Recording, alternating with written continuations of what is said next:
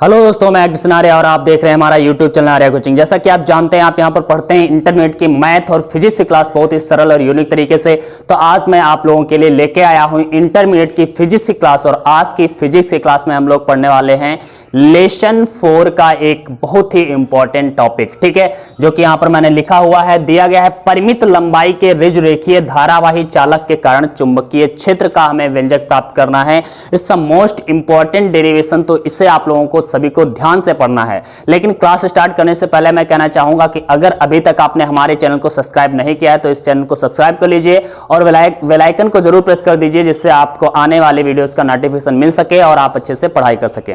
चलो आज की क्लास को स्टार्ट करते हैं। लेकिन आज की क्लास को स्टार्ट करने से पहले अगर हम पीछे वाली क्लासेस को ध्यान में लाएं तो हमें पता चलेगा कि पीछे वाली क्लासेस में हम लोग पढ़ चुके थे ऑर्स्टेड का प्रयोग, जिसमें हमें पता चला था कि यदि कोई सीधा तार है या किसी भी प्रकार का तार है और उसमें कोई भी करंट फ्लो होता है या धारा प्रवाहित होती है तो उस तार के चारों ओर वैद्युत क्षेत्र के साथ साथ चुंबकीय क्षेत्र भी उत्पन्न हो जाता था। यह बताया था ऑर्स्टेड ने अपने प्रयोग के आधार पर, ठीक है। मैंने क्या बताया? ऑर्स्टेड ने बताया कि यदि कोई वायर है और उसमें वैद्युत धारा प्रवाहित हो रही है तो फिर क्या होता है, जब भी किसी वायर में वैद्युत धारा प्रवाहित होती है तो उस तार के चारों ओर वैद्युत क्षेत्र और चुंबकीय क्षेत्र उत्पन्न हो जाता है, ठीक है। मतलब जब भी धारा प्रवाहित होती है तो उसके चारों ओर चुंबकीय क्षेत्र उत्पन्न हो जाता है। इतना आपको याद में रखना है, ठीक है। जब भी कोई वायर है सीधा और उसमें जब वैद्युत धारा प्रवाहित करते हैं तो उसके चारों ओर चुंबकीय क्षेत्र उत्पन्न हो जाता है। यह ऑर्स्टेड ने अपने प्रयोग में बताया, ठीक है। इसके बाद में हमने यह भी देखा कि कितना चुंबकीय क्षेत्र उत्पन्न होता है, यह भी हम लोगों ने जाना बायो-सेवर्ट के नियम में। बायो-सेवर्ट के नियम में हम लोगों ने एक फॉर्मूला पाया था और इस फॉर्मूले में हमने पाया था कि delta B is equal to होता है mu naught upon 4 pi into I delta L sine theta upon R square. आप लोगों को अच्छे से पता होगा, मुझे उम्मीद है, ठीक है। तो यह आपको याद रखना है कि बायो-सेवर्ट के नियम में हमें यह पता चला था कि जब किसी तार में वैद्युत धारा प्रवाहित की जाती है तो उसके चारों ओर चुंबकीय क्षेत्र उत्पन्न होता है और उस चुंबकीय क्षेत्र का जो मान होता है वो कितना होता है? बायो-सेवर्ट के अनुसार वो मान होता है delta B is equal to mu naught upon 4 pi into I delta L sine theta upon R square. याद रखिएगा, delta B is equal to मतलब चुंबकीय क्षेत्र का मान delta B is equal to क्या होता है? Mu naught upon 4 pi into I delta L sine theta upon R square. Delta L sine theta upon R square, तो ये होता है delta B equal to I delta L mu naught upon 4 pi into I delta L sine theta upon R square. ये formula होता है Biot-Savart नियम का, ठीक है। तो इसको आपको ध्यान में रखना है। और अब हम चलते हैं आज के डेरिवेशन पर, ओके। चलो, आज का डेरिवेशन क्या है? परिमित लंबाई का ऋज रेखीय धारावाही चालक है और इस चालक में क्या, इस चालक के कारण हमें चुंबकीय क्षेत्र ज्ञात करना है। कैसे ज्ञात करते हैं? तो हम एक ले लेते हैं धारावाही चालक। हमने मान लिया कि ये एक धारावाही चालक है जिसका हमने नाम दे दिया है सी और डी, ओके। एक परिमित लंबाई का धारावाही चालक है सी डी, ओके। अब इस सी डी धारावाही चालक में क्या है? आई एम्पियर की धारा प्रवाहित हो रही है। कितनी धारा प्रवाहित हो रही है? आई एम्पियर की धारा प्रवाहित हो रही है, ये हम मान के चलते हैं, ठीक है। अब जब आई एम्पियर की धारा प्रवाहित हो रही है तो हमको पता है कि जब भी धारा प्रवाहित होगी तो क्या होगा? चारों ओर चुंबकीय क्षेत्र उत्पन्न होगा। ये ऑर्स्टेड ने अपने प्रयोग में बताया था। अगर आप में से किसी ने भी पिछले वाले वीडियोस नहीं देखे हैं, चैनल में जाइए, प्लेलिस्ट में जाइए, प्लेलिस्ट लेसन 4 की प्लेलिस्ट देखोगे तो आपको सीरियल से लेसन 4 के सारे वीडियोस मिल जाएंगे। आप वहां पर अच्छे से पढ़ाई कर सकते हो, ओके। तो ध्यान से देखिएगा, मैंने क्या बताया? धारा प्रवाहित हो रही है। अगर धारा प्रवाहित हो रही है तो इसके चारों ओर चुंबकीय क्षेत्र उत्पन्न हुआ होगा। अब हमें क्या करना है? इस तार से कुछ दूरी हम मान लेते हैं आर दूरी पर एक बिंदु यहां पर P है और इस बिंदु P पर हमें चुंबकीय क्षेत्र ज्ञात करना है कि आखिर इस बिंदु पर चुंबकीय क्षेत्र का मान कितना होगा, ओके।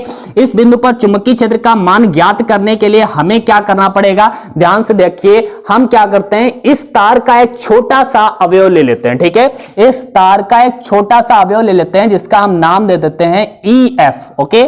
EF एक छोटा सा अवयव है। हमने इस तार का एक छोटा सा अवयव ले लिया है EF, जिसकी जो लंबाई है हम इसको मान लेते हैं डेल्टा L।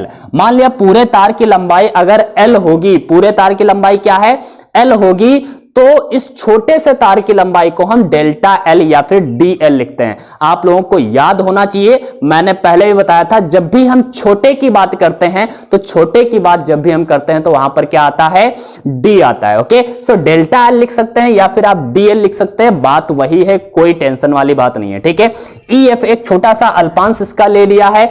ये जो बिंदु पी है इस तार से कितनी दूरी पर है, आर दूरी पर है, और ये P से इस तार पर जो लंब डाला गया है इस लंब को हम नाम दे देते हैं P और यहां पर दे देते हैं D। ओके, सो ये PD ये लंब है और सॉरी CD ये यार तार था, कोई बात नहीं है, CD तार था और EF ये है, इसको हम दे देते हैं और कुछ O कर देते हैं। ठीक है, तो OP ये लंबा है। ठीक है, और इसकी दूरी कितनी है, R है। अब हम देखते हैं कि ये जो अल्पांश हमने लिया है इस अल्पांश की बिंदु P से दूरी कितनी है, इस अल्पांश की बिंदु P से दूरी कितनी है, तो हम मान के चलते हैं इस अल्पांश की बिंदु P से दूरी जो है वह है x। कितनी है, x दूरी है। अब ध्यान से देखिए, हम क्या करेंगे, इस f को भी बिंदु P से मिला देते हैं, f को भी बिंदु P से मिला देते हैं। अब ध्यान से देखिए, E और F के बीच में, E और F के बीच में भी एक एंगल बन रहा है, ये छोटा सा, और ये वाला जो एंगल देखिए OPE, ये वाला एक एंगल बन रहा है। ठीक है, तो हम इन एंगल्स को कुछ मान लेते हैं। हम क्या मानते हैं, तो हमने मान लिया है कि कोण OPE जो है वो हमारा है फाई। ओके, कितना है, फाई है। अगर ये हमारा कोण फाई है तो ये छोटा सा कोण जो है इसको हम क्या मानेंगे, तो इसे हम मान लेते हैं डेल्टा फाई।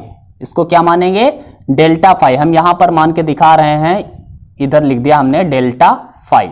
ओके, सो ये छोटा सा एंगल है इसलिए हमने डेल्टा लगा दिया, तो डेल्टा फाई ये हो गया है, फाई एंगल ये हो गया है। अब ध्यान से देखिएगा, यहां से डी और पी को अगर मिलाएं तो ये हमें पता चलेगा एक ये एंगल बन रहा है नीचे की ओर, और अगर सी को पी से मिला दें तो एक ऊपर भी एंगल बनेगा, ये वाला पूरा एंगल ये ऊपर की ओर। अब ध्यान से देखिए, ये लंब है ओपी, ओपी के एक नीचे एंगल है, एक ऊपर एंगल है वो पूरा। ठीक है, तो इस नीचे वाले ओपी के नीचे जो एंगल है इसको हम मानेंगे फाई 1। क्या मानेंगे, फाई 1 मानेंगे। इसके ऊपर वाले एंगल को हम लोग क्या मानेंगे, तो इसके ऊपर वाले एंगल को हम मान लेते हैं फाई 2।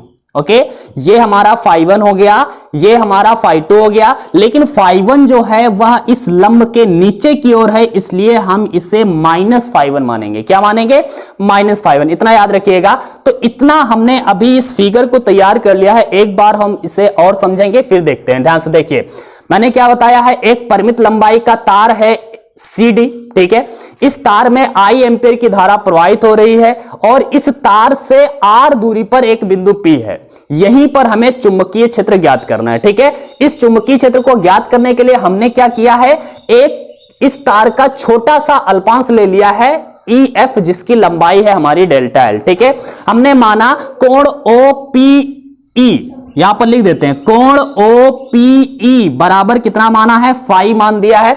OPE कितना है, फाई है। इस वाले एंगल को हमने क्या माना है, छोटा सा जो एंगल दिख रहा है ये बीच में EPF। ठीक है, एंगल EPF हमने मान दिया है डेल्टा फाई। ओके, कोई दिक्कत नहीं है, डेल्टा फाई या डी फाई कुछ भी मान सकते हैं। जब भी हम छोटे की बात करते हैं तो डी या डेल्टा लेते हैं। ठीक है, तो ये EPF क्या हो गया है, डेल्टा फाई हो गया है। इसी के साथ साथ हमने ये वाला नीचे एंगल एक माना है OPD। ठीक है, एंगल OPD इक्वल टू कितना है, ये माइनस फाई 1 माना है, नीचे की ओर है इसलिए हमने माइनस का लिया है, ये लंब के नीचे है, और लंब के ऊपर वाला जो पूरा कोण है उसको हमने फाई 2 लिया है। ठीक है, तो ऊपर वाला कौन सा है, OPC। Okay, so OPC equal to कितना है, फाई 2 है। अभी हमने एक एंगल ये नहीं माना है तो इसको भी हम लोग यहां पर मान देते हैं। और ध्यान से देखिएगा जरा, E से P की दूरी और F से P की दूरी क्या बराबर होगी, कभी नहीं हो सकती, क्योंकि थोड़ा बहुत तो अंदर होगा।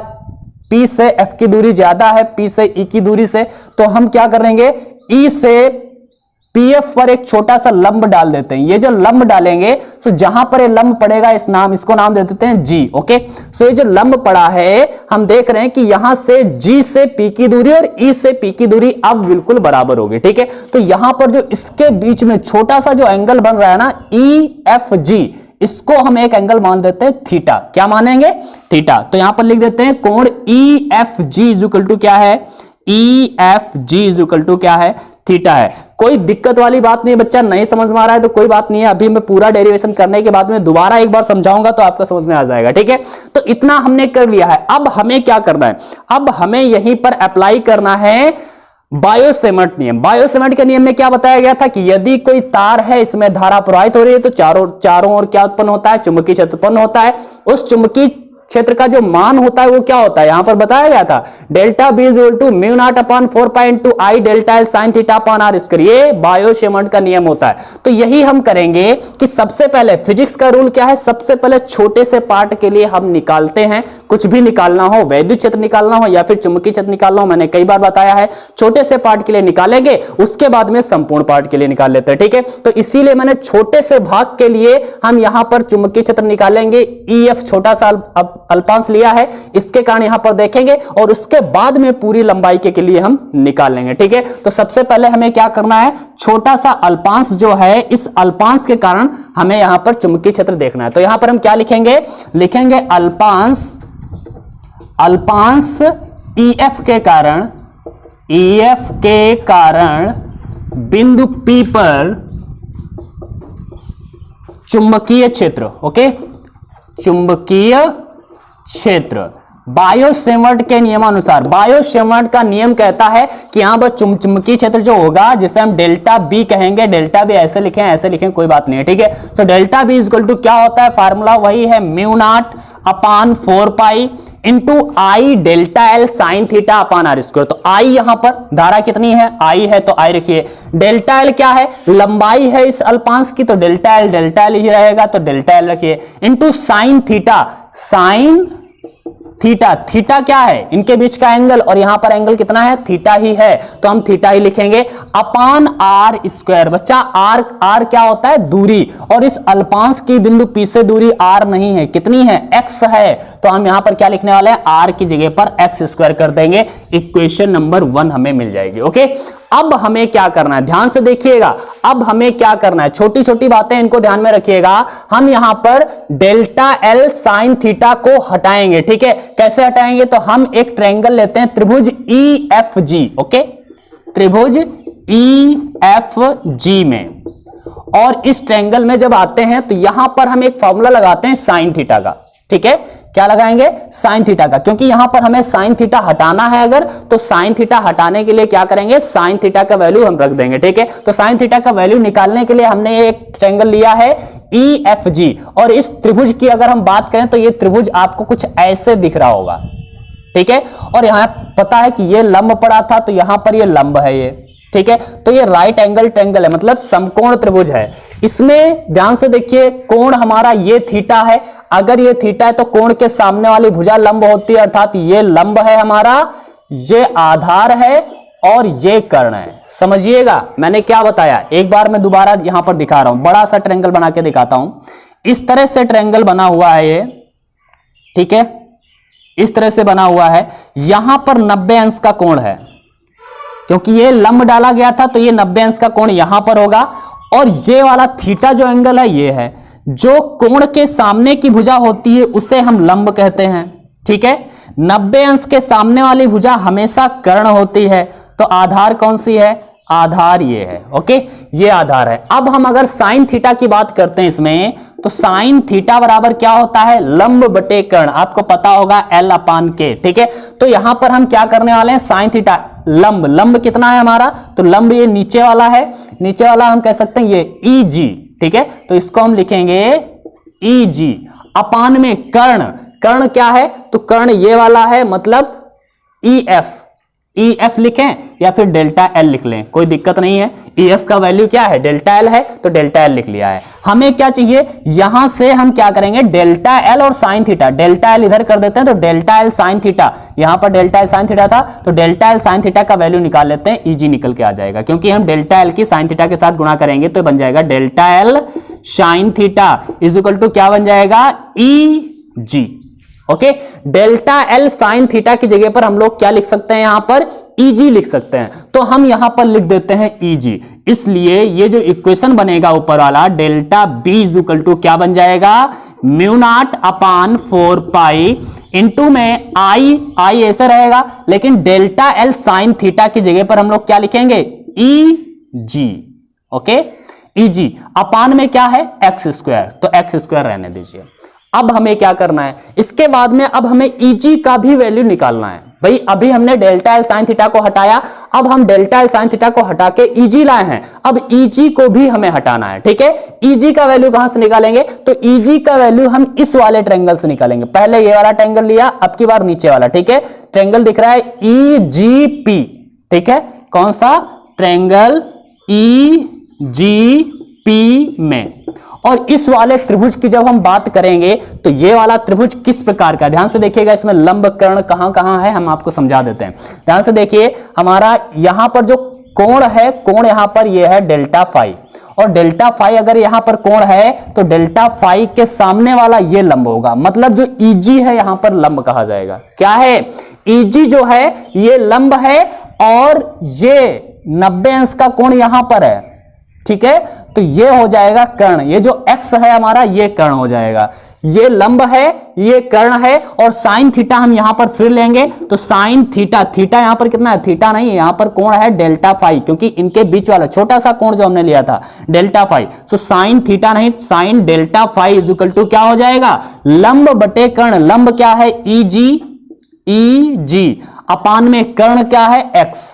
ठीक है, तो ये x ले लिया। अच्छा बच्चा, यहां पर एक बात आपको ध्यान में रखना है कि जो डेल्टा साइन डेल्टा फाई मैंने बताया, एक बात ध्यान में रखिएगा, आप लोगों ने अगर सेकंड वाली फिजिक्स पढ़ी होगी तो आपको बताया भी गया होगा कि यहां पर ध्यान से देखने वाली बात यह है कि जब भी कोण बहुत ही छोटा होता है, ठीक है, तो हम क्या करते हैं, साइन थीटा को केवल थीटा लिख सकते हैं, टेन थीटा को केवल थीटा लिख सकते हैं।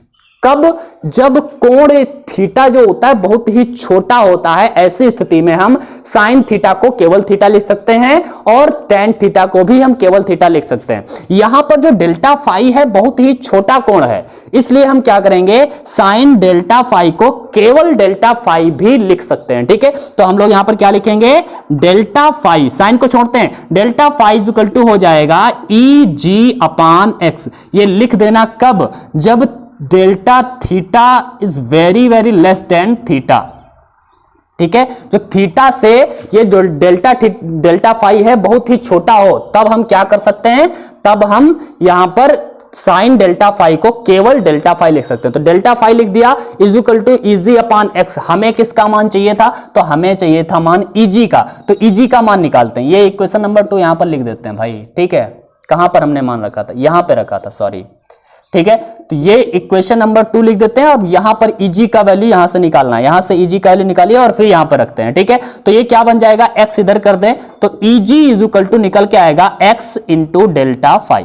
Okay, x into delta phi निकल के आया ईजी का वैल्यू, हम ईजी का वैल्यू यहां पर रखेंगे तो इक्वेशन क्या बन जाएगा, इसको हम मिटा देते हैं क्योंकि जगह को थोड़ी सी कम पड़ जाएगी। ठीक है, तो यहां पर हम लोग लिखने वाले हैं, ध्यान से देखिएगा, delta B is equal to अब क्या हो जाएगा, ठीक है, delta B is equal to क्या हो जाएगा, mu naught upon 4 pi, mu naught upon 4 pi into I into EG. EG की जगह पे क्या लिखेंगे, X delta phi. Okay, X delta phi, और अपान में क्या है, अपान में एक्स स्क्वायर, तो यहां पर लिख देते हैं एक्स स्क्वायर। अच्छा बच्चा ध्यान से देखें, ये x एक और यहां से एक x कैंसिल आउट होगा, एक x यहां पर बचने वाला है, देन ये हो जाएगा delta b is equal to mu naught upon 4 pi into में I delta phi upon x। Okay, ये इक्वेशन नंबर हमने 3 यहां पर डाल दिया। अब हमें क्या करना है, अभी हमारा आंसर नहीं निकल के आया है, अब हम एक काम करते हैं, इस x को भी हटाते हैं। क्या करते हैं, इस x को हमें हटाना है, और x को अगर हटाना है तो x का मान रखना पड़ेगा। x का मान कहां से निकालेंगे, तो इस वाले ट्रायंगल को लेंगे, नीचे वाला। देखिए पहले हमने कौन सा ट्रायंगल लिया था, ऊपर वाला छोटा सा, फिर ये लिया, फिर ये लिया। ठीक है, तो अब की बार हमें कौन सा ट्रायंगल लेना है, त्रिभुज OEP। ओके, यहां पर लिखते हैं त्रिभुज OEP में हमें किसका मान निकालना है, x का। x क्या है, कर्ण है, क्योंकि यहां पर इस वाले त्रिभुज में ये लंब है हमारा, तो ये कर्ण पड़ जाएगा x। कर्ण ये है और आधार ये है, जिसे हम बोलेंगे r। ठीक है, आधार कितना है, r। तो आधार और कर्ण होता किसमें है, कॉस्ट में। तो हम यहां पर फॉर्मूला क्या लगाएंगे, cos फाई का। तो क्या लगाएंगे, cos फाई। तो लिखेंगे cos phi is equal to आधार बटे कर्ण होता है बच्चा। तो यहां पर आधार क्या है, आधार है r और कर्ण क्या है, तो कर्ण है x। तो यहां लिख दिया x। ओके, हमें किसका मान चाहिए, हमें मान चाहिए है x का। ठीक है, तो क्योंकि हमें x यहां से हटाना है तो x का चाहिए, x निकालेंगे तो x इधर करिए, cos फाई को बटे में कर देते हैं। ठीक है, तो ये बन जाएगा x is equal to r के अपान में जाएगा cos फाई, और ये x का मान हमें इसमें रख देना है। तो इसलिए ये इक्वेशन बनने वाला है delta b is equal to mu naught upon 4 pi into में आई डेल्टा एल अपान में x की जगह पर रखेंगे r अपान cos फाई। ओके, r अपान cos फाई। अच्छा, अब ध्यान से देखिए, ये जो अपान वाला cos फाई है ये पलट के ऊपर जाने वाला है। ठीक है, तो इसको हम डायरेक्टली यहीं पर ऊपर कर देते हैं क्योंकि नीचे जगह कम है, तो यहां पर हम ऊपर लिख देते हैं इंटू cos फाई। ठीक है, यहां पर हटा करके यहां पर पहले cos फाई कर दें और इसके बाद में डेल्टा एल हमने कर दिया। ओके, डीएल या डेल्टा एल कुछ भी लिख सकते हो। ठीक है, तो ये हो गया है। अब ये हमने फार्मूला निकाल लिया है किसका, चुंबकीय क्षेत्र का। किसके कारण, इस छोटे से अल्पांश EF के कारण बिंदु P पर चुंबकीय क्षेत्र का वैल्यू हमारा निकल के आ गया है। लेकिन हमें किसके कारण चाहिए, हमें इस संपूर्ण तार के कारण चाहिए। तो संपूर्ण तार के लिए हम क्या करते हैं, याद करिए, मैंने कई बार बताया होगा और बताया है, क्या बताया है कि जब छोटे से पार्ट के लिए हम कुछ भी निकाल लें, वैद्युत क्षेत्र निकाल लें, चुंबकीय क्षेत्र निकाल लें, और उसके बाद में बड़े से पार्ट के लिए जब भी हमें निकालना होता है चुंबकीय क्षेत्र, तो हम क्या करते हैं, इंटीग्रल लेते हैं, मतलब इंटीग्रेशन हमें लेना है। ठीक है, तो हम क्या करते हैं, संपूर्ण तार के लिए चुंबकीय क्षेत्र ज्ञात करने के लिए हमें इंटीग्रल लेना पड़ेगा। ठीक है, तो लिखते हैं संपूर्ण तार के कारण चुंबकीय क्षेत्र। ये किसके कारण निकला है, छोटे से अल्पांश EF के कारण भी निकला है। ठीक है, तो अब लिखेंगे संपूर्ण तार के कारण चुंबकीय क्षेत्र, चुंबकीय क्षेत्र। ओके, तो संपूर्ण तार के कारण जो चुंबकीय क्षेत्र होगा वो क्या हो जाएगा, ध्यान से देखिएगा, हमें इंटीग्रल लेना पड़ेगा। अब हम डेल्टा बी नहीं लिखेंगे, केवल बी लिखेंगे। ठीक है, संपूर्ण तार के लिए इंटीग्रल लेंगे।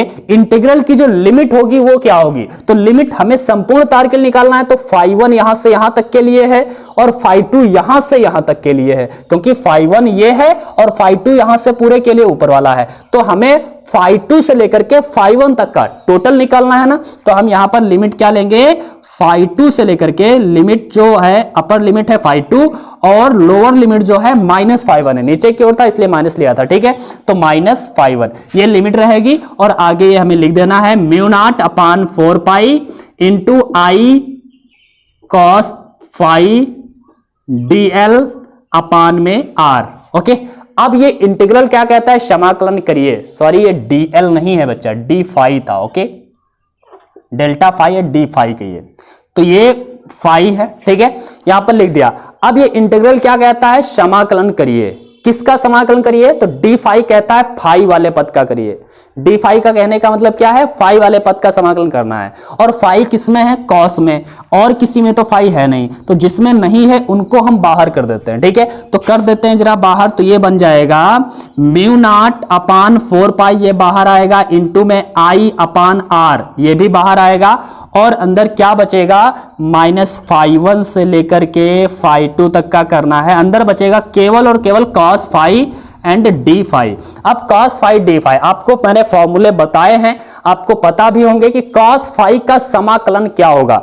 cos फाई का समाकलन क्या होगा आप लोगों को पता होगा। ठीक है, तो मेरे ख्याल से आप लोग बताइएगा cos फाई का समाकलन क्या है। तो cos फाई का समाकलन होता है बच्चा sin फाई। क्या होता है, sin फाई होता है। तो लिखते हैं यहां पर b is equal to mu naught upon 4 pi into में आई अपान आर, ऐसे ही रखने वाले हैं, और यहां पर cos फाई का समाकलन हो गया है sine phi. Okay, sine phi हो गया, और ये लिमिट हमारी -φ1 से लेकर के φ2 तक ऐसे ही लगी रहेंगी। ठीक है, अब हमें यहां पर लिमिट रख देना है। कैसे रखेंगे, जगह कम है बच्चा, लेकिन हम यहां पर अभी मैनेज कर लेते हैं। ठीक है, ध्यान से देखिएगा, हम यहां पर लिमिट रखते हैं। लिमिट कैसे रखेंगे, तो यहां पर दिख रहा है, देख लेते हैं। b इज इक्वल टू क्या हो जाएगा, यहां पर mu naught upon 4 pi into I upon R, ऐसे लिखने वाले हैं mu naught upon 4 pi into I upon R. ना दिख रहा हो तो मेरी आवाज सुनिए, आप लोग कर लोगे, ठीक है।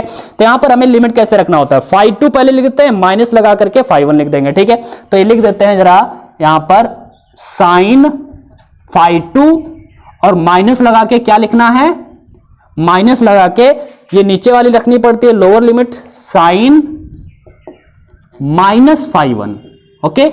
इस तरह से हमने रख दिया है, दिख रहा है ना यहां पे, एक बार देख लेता हूं मैं, चलो ठीक है। अब आगे देखिएगा, इसको क्या करना है हमें, ये बन जाएगा b is equal to mu naught upon 4 pi into में आई अपान आर, और ये बन जाएगा हमारा साइन phi 2, और माइनस ये वाला जब माइनस बाहर निकलेगा तो ये प्लस बन जाएगा, तो प्लस साइन phi 1, ये हो जाएगा इक्वेशन, ठीक है। तो हम इसको ऐसे भी लिख सकते हैं, b is equal to mu naught upon 4 pi into में आई अपान आर इंटू में sine phi 1 plus sine phi 2। इस तरह से हमने ये फार्मूला डेराइव कर लिया है, बस इतना ही डेरिवेशन था। लेकिन इसमें जो दो स्थितियां हैं वो भी हम लोग देखने वाले हैं। एक बार हम लोग इसको दोबारा देख लेते हैं, समझा देते हैं, मैं आपको समझा देता हूं, उसके बाद में हम लोग इसकी जो दो स्थितियां हैं बहुत ही इंपॉर्टेंट है, उनको भी हम लोग देखने वाले हैं, ठीक है। सबसे पहले हमें क्या करना है, परिमित लंबाई के रुज रेखीय धारावाही चालक के कारण चुंबकीय क्षेत्र ज्ञात करना है। इसके लिए हमें क्या करना है, सबसे पहले फिगर को तैयार करना है। एक तार सीडी है जिसमें आई एम्पीयर की धारा प्रवाहित हो रही है। जो भी आप करेंगे उसको हिंदी में लिखना जरूरी है, ठीक है। क्या लिखा, एक तार सीडी है या सीधा धारावाही चालक सीडी है जिसमें आई एम्पीयर की धारा प्रवाहित हो रही है। इस तार से आर दूरी पर एक बिंदु पी है जहां पर चुंबकीय क्षेत्र ज्ञात करना है, ठीक है। इसके लिए इस तार का एक छोटा सा अल्पांश ईएफ लिया जिसकी लंबाई डेल्टा एल है। इस अल्पांश ईएफ की बिंदु पी से दूरी एक्स है, ठीक है। इसके बाद में लिख देंगे, माना कोण OPE बराबर फाई, इसको फाई मान लेना है। कोण EPF बराबर डेल्टा फाई, ये बीच वाला छोटा सा कोण है। कोण OPD बराबर माइनस का फाई 1 और कोण OPC बराबर फाई 2 ऊपर वाला है, और EGF बराबर है छोटा सा थीटा, ओके। इतना हो गया है, इतना लिख देना है हिंदी में। उसके बाद में जो आपको करना है इसी तरह से करना है। क्या करना है, सबसे पहले हम निकालेंगे इस अल्पांश के कारण चुंबकीय क्षेत्र, उसके बाद में पूरे तार के कारण निकालेंगे। लेकिन याद रखना है, सबसे पहले हमें यहां पर ये वाला त्रिभुज लेना होगा, फिर ये वाला, फिर ये वाला। सीरियल याद रखना, आराम से हो जाएगा, ठीक है। कैसे करते हैं, सबसे पहले हम अल्पांश के कारण चुंबकीय क्षेत्र निकालेंगे, हम सहायता किसके लेंगे, बायो-सेवर्ट के नियम के, ठीक है। तो लिखेंगे अल्पांश EF के कारण बिंदु P पर चुंबकीय क्षेत्र बायो-सेवर्ट के नियमानुसार क्या हो जाएगा, delta B is equal to mu naught upon 4 pi into I delta L sine theta upon R square होता है फार्मूला। लेकिन यहां पर r नहीं लिखना है क्योंकि यहां पर अल्पांश की दूरी है x, तो x स्क्वायर लिख देना है, इक्वेशन नंबर 1 बना देना है, ठीक है। इसके बाद में आपको सोचना है डेल्टा एल साइन थीटा को हटाना है भाई। डेल्टा एल अगर साइन थीटा को हटाना है तो हमें ये छोटा सा त्रिभुज लेना है, यहां पर साइन थीटा का फॉर्मूला लगाना है। डेल्टा एल साइन थीटा का मान निकल आएगा, यहां पर EG रख देंगे। फिर EG को हटाना होगा तो ये वाला त्रिभुज लेंगे, और इससे फिर cos फाई को हटाना होगा तब हम ये वाला त्रिभुज लेंगे, ठीक है। मतलब x को हटाना होगा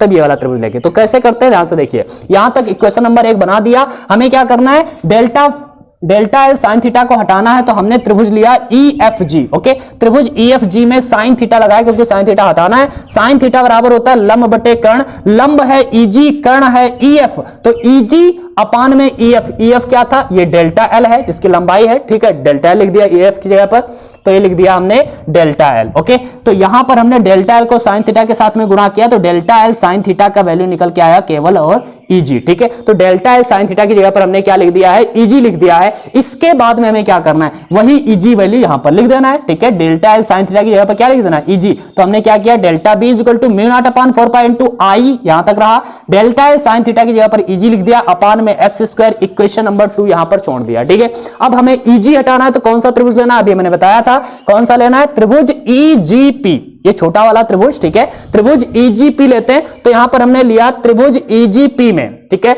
हमें क्या लगाया, साइन डेल्टा फाई। यहां पर कौन सा एंगल है, ये छोटा वाला, इन दोनों के बीच का एंगल बता रहे हैं, ये हमने यहां पर दिखा दिया था, ठीक है, डेल्टा फाई। तो sine delta phi is equal to क्या हो जाएगा, साइन का फॉर्मूला लंब बटे कर्ण होता है। यहां पर लंब जो होगा EG है और कर्ण जो है EP है, तो EG अपान में EP, और EP का मान है x बच्चा, तो ये हो जाएगा x, ठीक है। तो यहां पर हमने क्या किया है, हमने बताया था जब भी कोण बहुत ही छोटा होता है तो ऐसी स्थिति में हम साइन थीटा को केवल थीटा लिख सकते हैं। सकते हैं, ठीक है। तो ये हमने क्या किया, साइन डेल्टा फाई है, डेल्टा फाई बहुत ही छोटा कोण होगा, इसलिए हम क्या करेंगे, साइन डेल्टा फाई को केवल डेल्टा फाई लिख सकते हैं और is equal to EG upon X कर दिया है। यहां से हमें ईजी का मान चाहिए था तो एक्स इधर कर दिया, तो ईजी इज इक्वल टू क्या आ गया, एक्स इंटू डेल्टा फाई।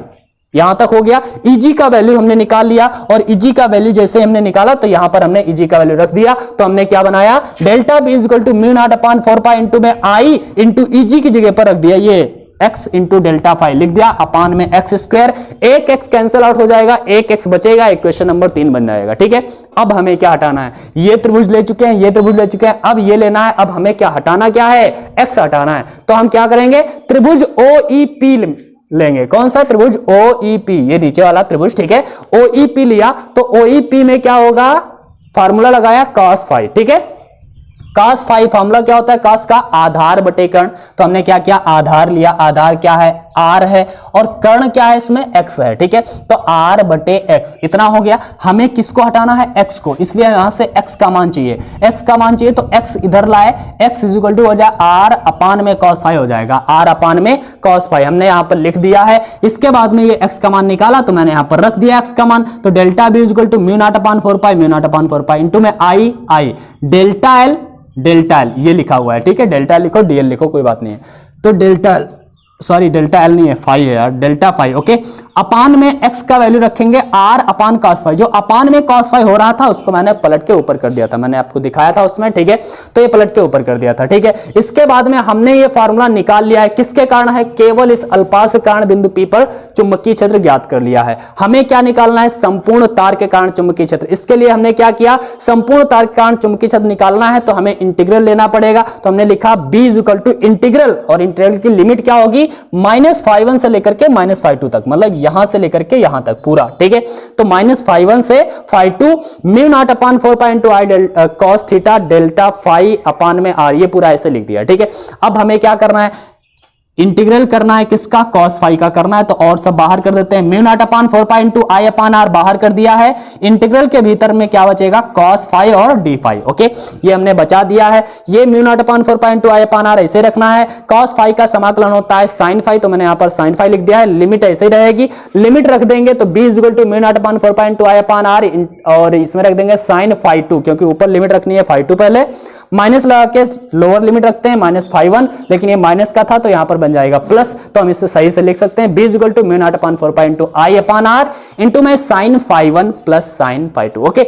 ये फार्मूला हमने डेराइव कर लिया, बहुत ही इंपॉर्टेंट डेरिवेशन है बच्चा। इसके बाद में हमें क्या करना है, इसके बाद में अभी हम लोगों को देखना है दो स्थितियां, ठीक है। कौन सी दो स्थितियां हैं, ध्यान से देखते हैं।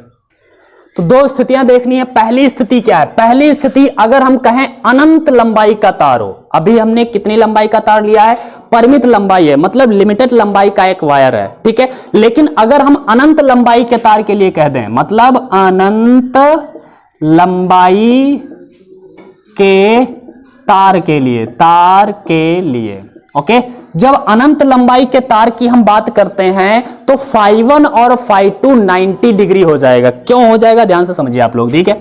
एक छोटा सा तार है और यहां पर ये है बिंदु P, ठीक है। यहां से अगर हम देखते हैं तो यहां पर अभी कितना हुआ, ये कोण, और यहां पर अगर कोण देखें तो ये देखिए, ठीक है, कुछ भी हुआ। लेकिन अगर हम इस लंबाई को बढ़ाते जाएं तो धीरे धीरे ये कोण बढ़ता हुआ चला जाएगा, धीरे धीरे कोण बढ़ा, और इस लंबाई को बढ़ा दें तो और थोड़ा सा कोण बढ़ जाएगा।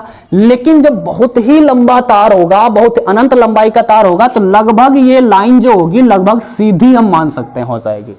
अनंत लंबाई के लिए ये वाली जो लाइन होगी लगभग सीधी हो जाएगी। ऐसी स्थिति में ये कोण क्या बन जाएगा, 90 डिग्री बन जाएगा। तो हम कह सकते हैं कि अनंत लंबाई के तार के लिए φ1 और φ2 के जो वैल्यू होंगे नीचे की ओर इसी तरह से कर सकते हैं, ठीक है। तो ये क्या हो जाएगा, φ1 और φ2 के वैल्यू 90 डिग्री होंगे, ठीक है। तो अनंत लंबाई के तार के लिए अगर की बात करते हैं तो φ1 और φ2 को हमें 90 डिग्री मानना पड़ेगा, ठीक है। तो हमने लिख दिया अनंत लंबाई के तार के लिए φ1 इज इक्वल टू 90 डिग्री और φ2 भी इज इक्वल टू हो जाएगा 90 डिग्री। तब ये फार्मूला क्या बन जाएगा, ये फार्मूला हमारा, ठीक है, क्या बन जाएगा, b is equal to mu naught upon 4 pi into I upon R, और ये साइन फाई 1 कितना 90 प्लस साइन फाई 2 कितना वो भी 90, क्योंकि अनंत लंबाई है, ठीक है। तो ये बन गया b is equal to mu naught upon 4 pi into I upon R. Sine 90 का वैल्यू 1 होता है और बच्चा साइन 90 का वैल्यू 1 होता है, 1 1 हो जाएगा 2, देन हो जाएगा b is equal to mu naught upon 4 pi into में आई अपान आर, और ये बन गया बच्चा 1 1 जुड़ के 2 से हम अगर 4 को काटेंगे तो बचेगा 2, तो ये बनेगा b is equal to mu naught upon 2 pi into I upon R. Okay, ये फार्मूला बन गया है, b is equal to mu naught upon 2 pi into I upon R. अनंत लंबाई के लिए जब भी बात करेंगे तो म्यू नॉट अपान 2 पाई होगा, ठीक है, इंटू आई अपान आर। ये फार्मूला हो गया है अनंत लंबाई के तार के लिए। दूसरी कंडीशन एक क्या है, दूसरी कंडीशन ध्यान से देखिए, दूसरी कंडीशन में हमें एक और कंडीशन लेनी कि अगर ये जो बिंदु P है वो किसी भी एक सिरे के समीप हो, एक सिरे के समीप में हो, ठीक है, मान लिया यहां पर है ये बिंदु P या फिर यहां पर है, किसी तार के किसी भी एक सिरे के समीप हो अगर बिंदु P, ठीक है, तो लिखते हैं बिंदु P किसी सिरे के समीप हो, किसी सिरे के समीप हो। अगर किसी भी सिरे के समीप होगा तो मान लिया यहां पर अगर बिंदु P है तो यहां पर एक कोण तो 90 डिग्री हो जाएगा, लेकिन नीचे वाला कोण 0 हो जाएगा, क्योंकि यहां पर ध्यान से देखिए ये वायर है, यहां पर बिंदु P है, तो यहां पर तो कुछ कोण ये भी है और ये भी है, दोनों कोण है, ठीक है। तो यहां पर हमने देख लिया, मान लिया एक ये है एक ये है, तो ये फाई 1 है ये फाई 2 है, लेकिन अगर हम इसको इधर कर दें बिल्कुल, तो ये तो कुछ कोण रहेगा लेकिन नीचे अब तो रहेगा ही नहीं, इसका मतलब है यहां पर जो दूसरा कोण हो जाएगा 0 हो जाएगा। जब भी किसी एक सिरे के समीप होगा तो क्या हो जाएगा, एक कोण 90 और एक कोण 0 हो जाएगा, एक कोण 90 हो जाएगा क्योंकि लगभग वो सीधा ही रहेगा, ज्यादा लंबाई होगी अगर, ठीक है। तो फाई 1 को हम कर देते हैं 90 और फाई 2 को कर देते हैं 0, ठीक है। ऐसी स्थिति में इक्वेशन बनने वाला है b is equal to mu naught upon 4 pi into में I upon R sine phi 1 मतलब साइन 90 और प्लस साइन फाई 2 क्या है 0, ठीक है। साइन 90 का वैल्यू 0 ही होता है, साइन 90 का वैल्यू 1 होता है और साइन 0 का वैल्यू 0 होता है, तो इससे कोई फर्क पड़ने वाला नहीं है। b is equal to mu naught upon 4 pi into में आई अपान आर, और इंटू में इसका वैल्यू तो 1 है, 1 रहेगा और ये तो 0 हो जाएगा। 1 से मल्टीप्लाई करेंगे तो कोई फर्क नहीं पड़ेगा, आंसर हमारा क्या होगा, b is equal to mu naught upon 4 pi into I upon R, ठीक है। तो ये फॉर्मूला निकल के आया है। मेरे ख्याल से आपको ये समझ में आया होगा। अगर आपको समझ में आया है तो बच्चा इस वीडियो को लाइक करिएगा और अपने दोस्तों के साथ फेसबुक, व्हाट्सएप, ट्विटर कहीं पर भी शेयर करिएगा, ठीक है। और ज्यादा से ज्यादा बच्चों को बताइएगा हमारे चैनल के बारे में, जिससे जैसे आप हमारा सपोर्ट करेंगे तो हम आपका सपोर्ट करते रहेंगे दिल खोल के, ठीक है। तो आज की क्लास में बस इतना ही रखने वाले हैं, लेकिन नेक्स्ट क्लास में हम लोग मिलेंगे लेसन 4 के एक नए टॉपिक के साथ में। तब तक के लिए गुड बाय।